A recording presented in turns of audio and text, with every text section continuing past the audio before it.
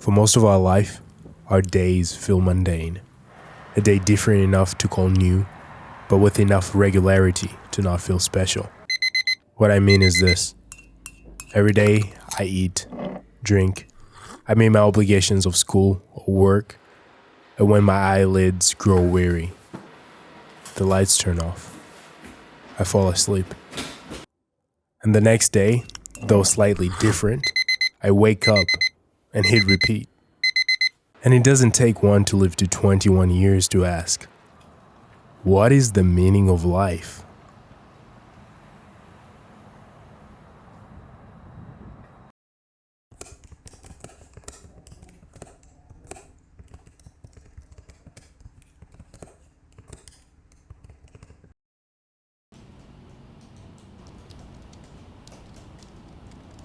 When you Google what is the meaning of life, the answer you get is that there is no definitive answer.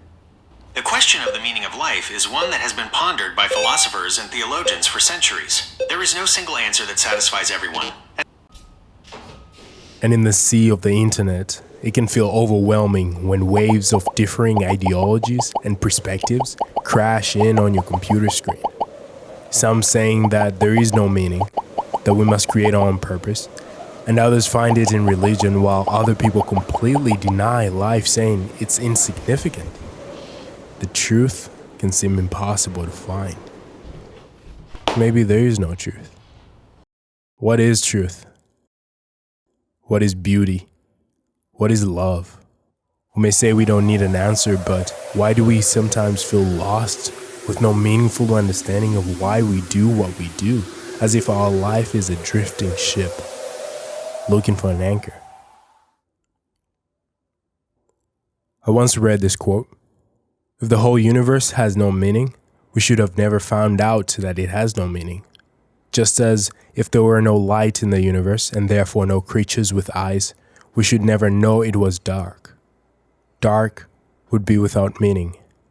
C.S. Lewis, Mere Christianity.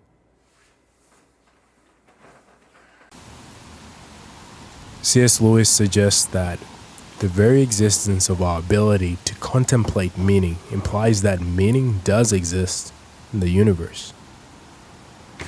So maybe instead of asking what is the meaning of life, we should ask, what makes life meaningful?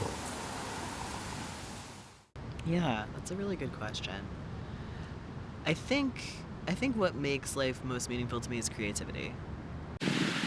Being with my family, yep, my husband, my kids, my good friends, makes life meaningful. Just been simply memories and holding on to them, because I've quickly learned people expect that they're going to grow up, they're going to have a wife, they're going to have a child, they're going to have a family, they're going to have a future. And for a lot of people, they don't get that chance. I couldn't live without seeing people's responses to me. I couldn't live without seeing the smile on somebody's face when I make them a birthday cake, or seeing the way somebody reacts when I walk into a room. If you ask me what makes life worth living, what makes life meaningful, I would say it's people.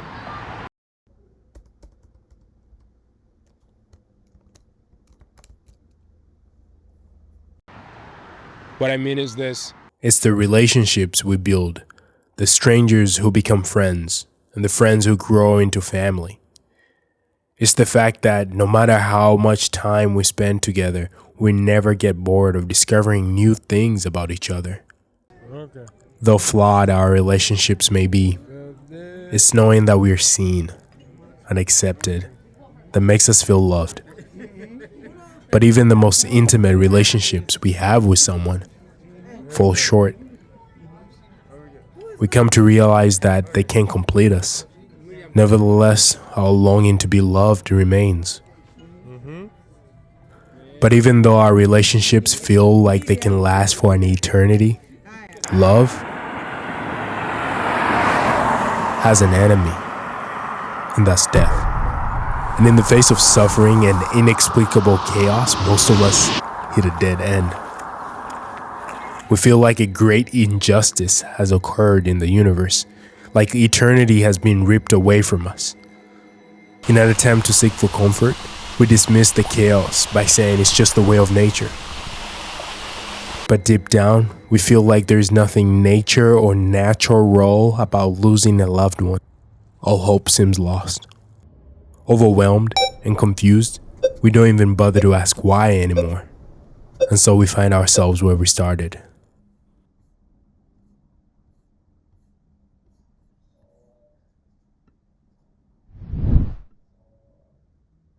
As a last-ditch effort to escape the chaos, we immerse ourselves into worlds that numb the pain.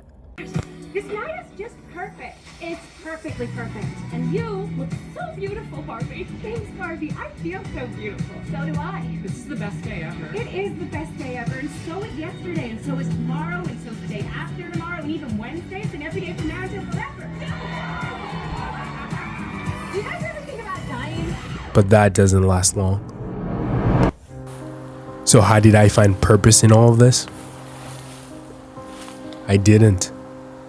Purpose found me. It was when I realized that the beauty I desired in the painting was but a distorted reflection of the painter. That my longing was not for the painting itself, but rather for the creator himself.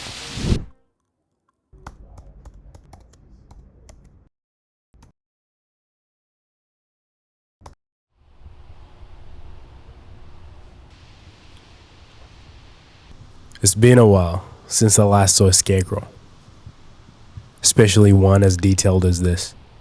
It's as if they're alive. But the squirrels know it better than anyone that no matter how pretty the clothes are on them, they can't move by themselves. And I thought of this later. I thought of how alike we are to the scarecrows without God. What is life if we are cut off from the source of it? What is meaning if it's not inherent?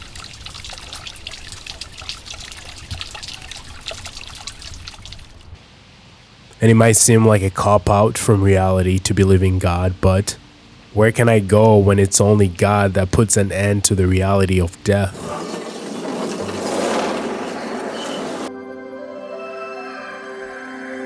He sees me. As broken as I am, yet he accepts me. Even if loving me is like hugging a porcupine, he loves me. And the pursuit of God is not some laborious journey into religion that seems burdensome to uphold, but rather is to cease striving and know that he's God. Like cell phones are open to receive signals from the cell tower, so must we be open in our hearts to hear from God.